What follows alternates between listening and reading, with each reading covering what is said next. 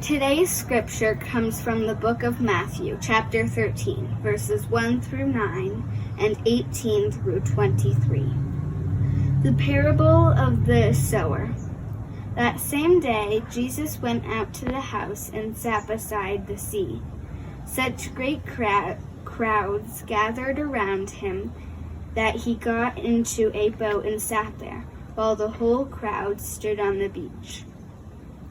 And he told them many things and parables, saying, Listen, a sower went out to sow, and as he sowed, some seeds fell on the path, and the birds came and ate them up. Other seeds fell on rocky ground, where they did not have much soil, and they sprang up quickly, since they had no depth of soil. But when the sun rose, they were scorched, and since they had no root, they withered away. Other seeds fell among thorns, and the thorns grew up and choked them. Other seeds fell on good soil and brought forth grain, some 100-fold, some 60, some 30. Let anyone with ears listen. Hear then the parable of the sower. When anyone hears the word of the kingdom and does not understand it, the evil one comes and snatches away what is sown in the heart. This is what was sown on the path. As for what was sown on the rocky ground, this is the one who hears the word and immediately receives it with joy. Yet such a person has no root, but endures only for a while. And when trouble or persecution arises on account of the word, that person immediately falls away. As for what was sown among thorns, this is the one who hears the word, but the cares of the world and the lure of wealth choke the word, and it yields nothing. But as for what was sown on good soil, this is the one who hears the word and understands it, who indeed bears fruit and yields, in one case 100-fold, in another 60, and in another 30.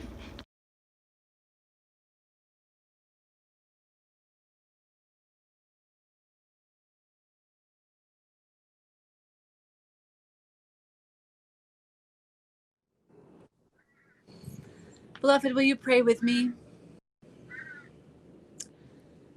God, may the meditations of my mouth be acceptable to your sight. May we all have ears to hear what it is you are speaking to us today. Amen. This past spring, our spending patterns changed in ways that retailers and manufacturers had not predicted. Here's a short list of things we sold out of in March as we retreated into our bunkers. Toilet paper, disinfecting wipes, canned beans. But we didn't stay in that bunker mentality. You can tell something of who we were and who we started becoming by what we sold out of in April. Bicycles, yeast, seeds.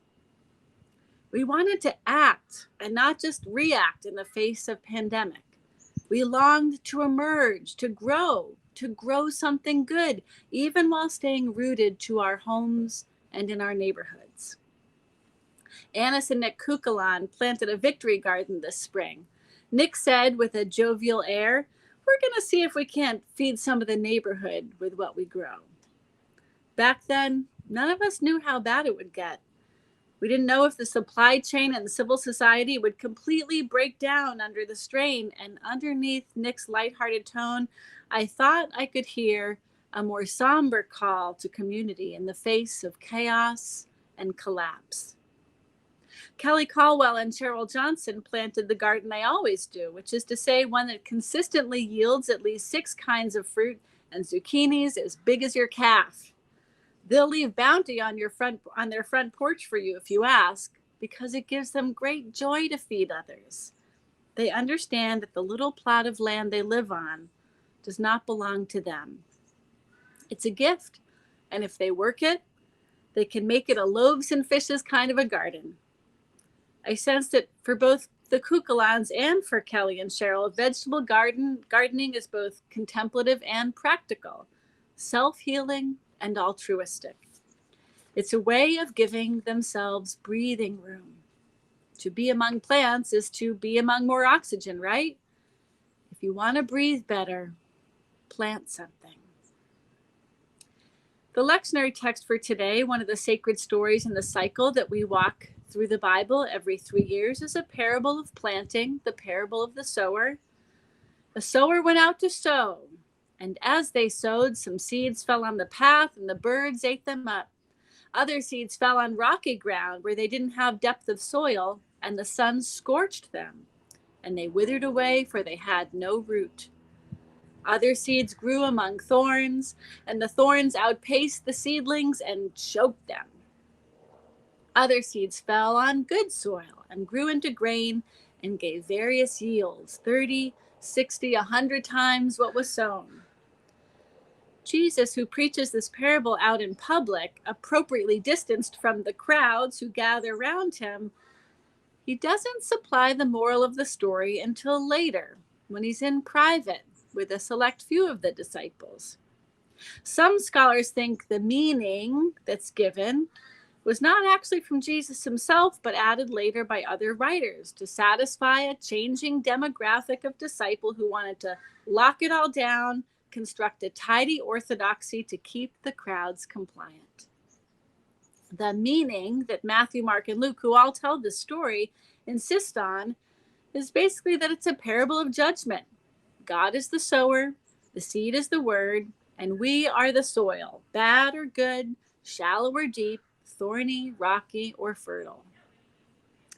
This might be the true meaning if Jesus was into moralizing. I used to think that he was, when I myself was more into getting it right and living under the impression that I was an actual Christian and getting better at it all the time. But now I'm not so sure, either about the fact that I'm getting better all the time or that Jesus would love me better if I were. My friend Matt, who got me to think differently about this scripture, once preached, if Jesus was into moralizing, the moral of this parable would read, "Be good soil, children." But the parable of the sower isn't about the soil. The parable of the sower is about the sower, and a reckless one at that, spreading seed anywhere and everywhere in flagrant disregard of good soil quality. And he says that's good news because this parable doesn't describe different categories of people, the rocky, the thorny, and the good. It describes the varied geography of every person. Yet God sows and shines and pours on the just and unjust parts of ourselves in equal measure. I love that line, the varied geography of each person. With only myself to go on, I can safely say that's true. I can be crabby and kind. I can be extravagant and a skinflint. I can be peaceful and ragey, judgmental and generous in spirit. We are all of us, all kinds of things at the same time. So this meaning of the parable feels true to me. And also, if Jesus maybe didn't ascribe just one meaning, why lock it down? The original parable he preached in an open, airy way that meant any person with ears to hear could apply a medley of meanings. Maybe God is the sower, and we are the seed, and the soil is the varied geography of time and place and culture. Maybe our whole job in living is to let ourselves be scattered and release our substance to the earth, to become something that with any luck will feed more than ourselves, a whole community. Think of what a seed is and looks like. It's tiny, bland, perfectly contained. It's a mystery. It's a paragon of possibility.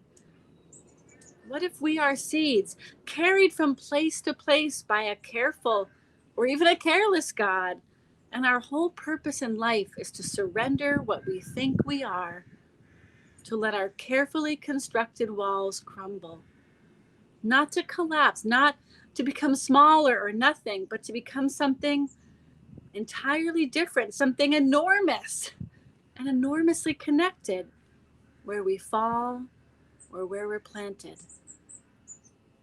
If you want to breathe better, plant something.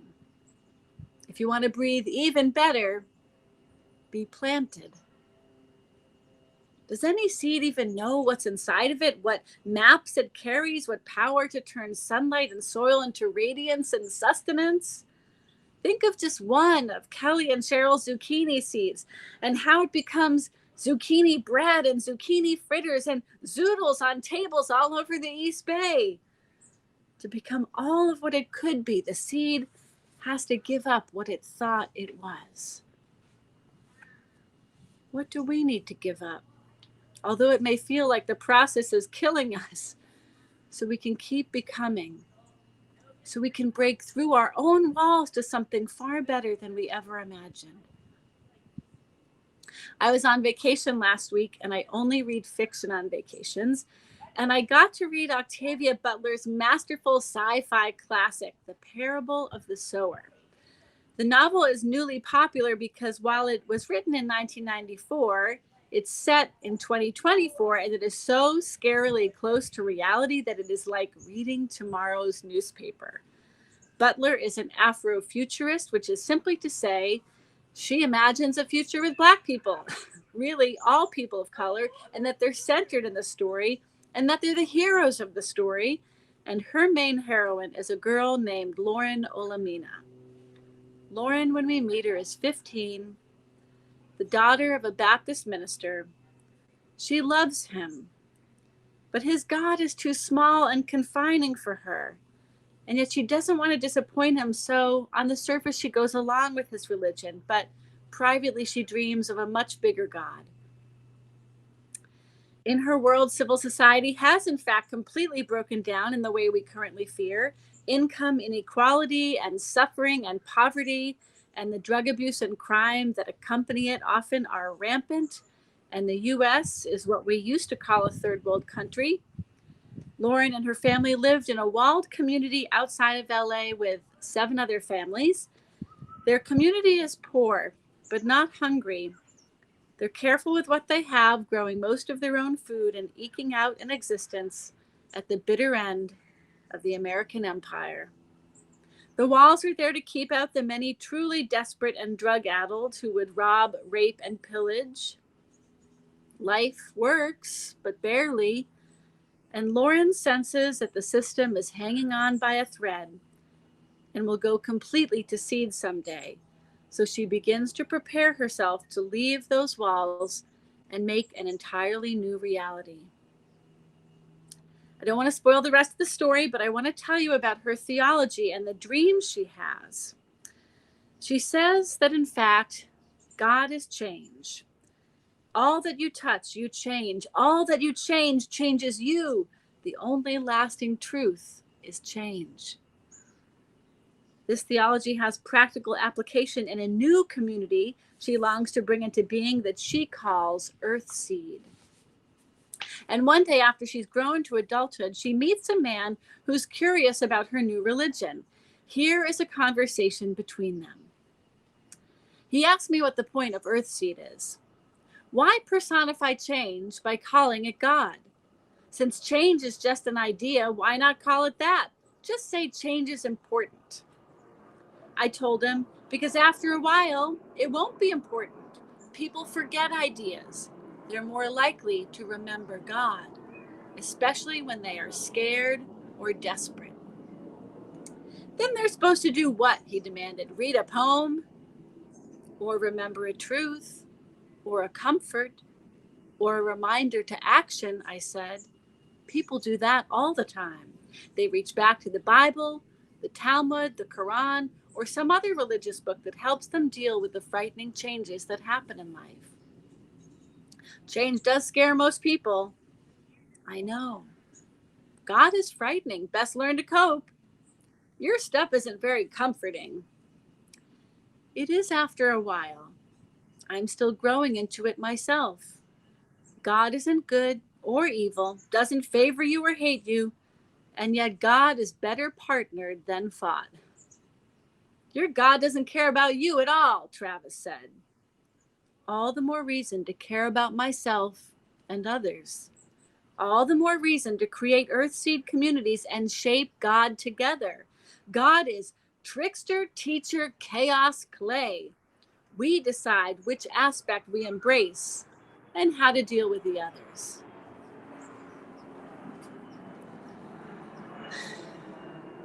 Beloved, this week my friend Donna, who preached for us earlier this year, said something funny. She said, I'm going to seed and I'm happy about it. I can't imagine anything better. Going to seed might feel like dying, but what it really is organizing our energy for a new crop. It's about giving birth to the next generation and perhaps evolving ourselves in the process. As near as I can tell, the sum total of the spiritual life is about one surrender after another. And by surrender, I don't mean caving in or complacency with unjust systems, because frankly, surrender is much harder for the folks benefiting from the status quo. The surrender I'm talking about is a surrender of ego, a willingness to receive life as it comes without grasping or containing or privately owning. Just yesterday, I put my 18-year-old son on a plane to Boston, where he is starting the next adventure of his life. He is a dandelion seed flying along on God's breath. He's delighted to be born aloft. But to be honest, for me, it hurts like hell to let him go. To have him plucked from my heart and hearth feels like it's breaking my heart for good. And yet I have to let go. I have to let my heart and our relationship evolve. I have to let him go so he can breathe and teach myself how to breathe without him near. How about you, beloved? Does it sometimes feel like you are holding your breath, holding on too tightly to something that stopped working? Something untenable, an old orthodoxy, allegiance, container? Are we like Lauren in the parable of the sower? Have we gotten confined by our parents' religions or systems, or even by our own? Have we traded away real life for a little bit of safety, the walls we're hoping will hold? Have we gotten root bound? Do we need transplanting? What is out beyond the walls that we know? Do we dare change, explode into something new?